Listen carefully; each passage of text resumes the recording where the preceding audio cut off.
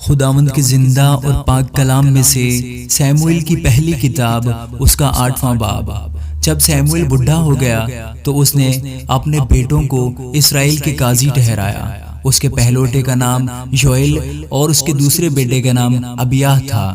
وہ دونوں بیر سبا میں قاضی تھے، پر اس کے بیٹے اس کی راہ پر نہ چلے، بلکہ وہ نفع کے لالچ سے رشوت لیتے اور انصاف کا خون کر دیتے تھے۔ تب سب اسرائیلی بزرگ جمع ہو کر راما میں سیموئیل کے پاس آئے اور اس سے کہنے لگے، دیکھ تو ضعیف ہے اور تیرے بیٹے تیری راہ پر نہیں چلتے، اب تو کسی کو ہمارا بادشاہ مقرر کر دے جو اور قوموں کی طرح ہماری عدالت کرے۔ لیکن جب انہوں نے کہا کہ ہم کو کوئی بادشاہ دے جو ہماری عدالت کرے، تو یہ بات سیموئیل کو بری لگی، اور سیموئیل نے خداوند سے دعا کی، اور خداوند نے سیموئیل سے کہا کہ جو کچھ یہ لوگ تجھ سے کہتے ہیں تو اس کو مان، کیونکہ انہوں نے تیری نہیں بلکہ میری حقارت کی ہے کہ میں ان کا بادشاہ نہ رہوں۔ جیسے کام وہ اس دن سے جب سے میں ان کو مصر سے نکال لایا آج تک کرتے آئے ہیں کہ مجھے ترک کر کے اور معبودوں کی پرستش کرتے رہے ہیں،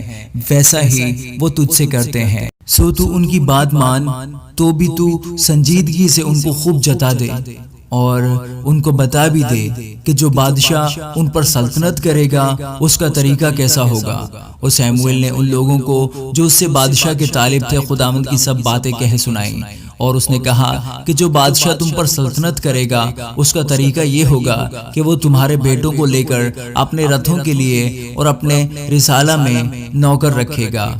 اور وہ اس کے رتھوں کے آگے آگے دوڑیں گے، اور وہ ان کو 1000 کے سردار اور 50 کے جمعدار بنائے گا، اور باز سے ہل جتوائے گا اور فصل کٹوائے گا، اور اپنے لیے جنگ کے ہتھیار اور اپنے رتھوں کے ساز بنوائے گا، اور تمہاری بیٹیوں کو لے کر گندھن اور باورچن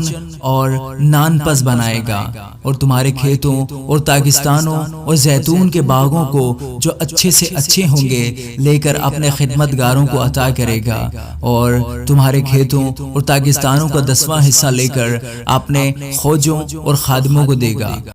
اور تمہارے نوکر چاکروں اور لونڈیوں اور تمہارے شکیل نوجوانوں اور تمہارے گدھوں کو لے کر اپنے کام پر لگائے گا، اور وہ تمہاری بھیڑ بکریوں کا بھی 10واں حصہ لے گا، سو تم اس کے غلام بن جاؤ گے، اور تم اس دن اس بادشاہ کے سبب سے جسے تم نے اپنے لیے چنا ہوگا فریاد کرو گے، پر اس دن خداوند تم کو جواب نہ دے گا۔ تو بھی لوگوں نے سیموئیل کی بات نہ سنی اور کہنے لگے، نہیں، ہم تو بادشاہ چاہتے ہیں جو ہمارے اوپر ہو، تاکہ ہم بھی اور سب قوموں کی مانند ہوں، اور ہمارا بادشاہ ہماری عدالت کرے اور ہمارے آگے آگے چلے اور ہماری طرف سے لڑائی کرے۔ اور سیموئیل نے لوگوں کی سب باتیں سنی اور ان کو خداوند کے کانوں تک پہنچایا، اور خداوند نے سیموئیل کو فرمایا، تو ان کی بات مان اور ان کے لیے ایک بادشاہ مقرر کر۔ تب سیموئیل نے اسرائیل کے لوگوں سے کہا، تم سب اپنے اپنے شہر کو چلے جاؤ۔